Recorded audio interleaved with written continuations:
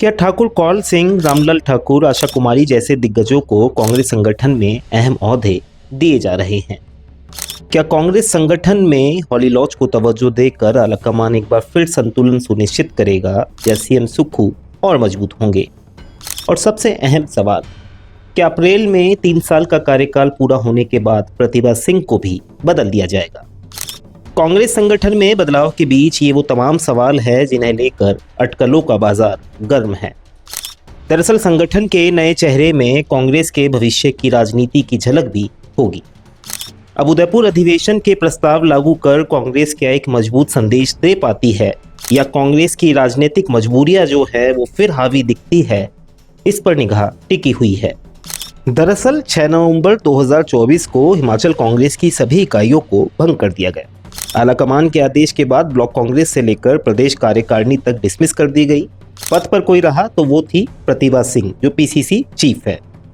तब कहा गया या तब माना गया कि अब संगठन में वही होगा जो मंजूर प्रतिभा सिंह होगा, पर ये कंफ्यूजन भी जल्द खत्म हो गया। आलाकमान के आदेश के बाद प्रदेश सह प्रभारी और एआईसीसी के सचिव विदित चौधरी और चेतन चौहान शिमला पहुंचे। पार्टी के दिग्गज नेताओं के साथ मंथन हुआ और फिर सामने आया प्रदेश कांग्रेस का वो फॉर्मूला जिससे नया संगठन तैयार हो रहा है। आलाकमान ने सभी 12 जिलों और 4 संसदीय हलकों में पर्यवेक्षकों की नियुक्ति की, जो जमीनी स्तर पर जाकर फीडबैक ले रहे हैं। इसी जमीनी फीडबैक की रिपोर्ट ये सौंपे गए प्रदेश प्रभारी राजीव शुक्ला को, और कहा जा रहा है कि इनके फीडबैक और इनकी रिपोर्ट के आधार पर ही हिमाचल कांग्रेस का नया संगठन बनेगा। बहरहाल 2 महीने से अधिक का वक्त बीत चुका है और बताया जा रहा है कि संगठन की नियुक्तियों में अभी कुछ वक्त और लग सकता है, कुछ और विलंब हो सकता है।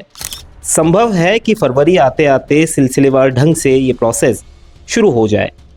वैसे जहन में ये भी रखना होगा कि सरकार के 2 साल का जश्न का आयोजन भी बिना संगठन के हुआ है।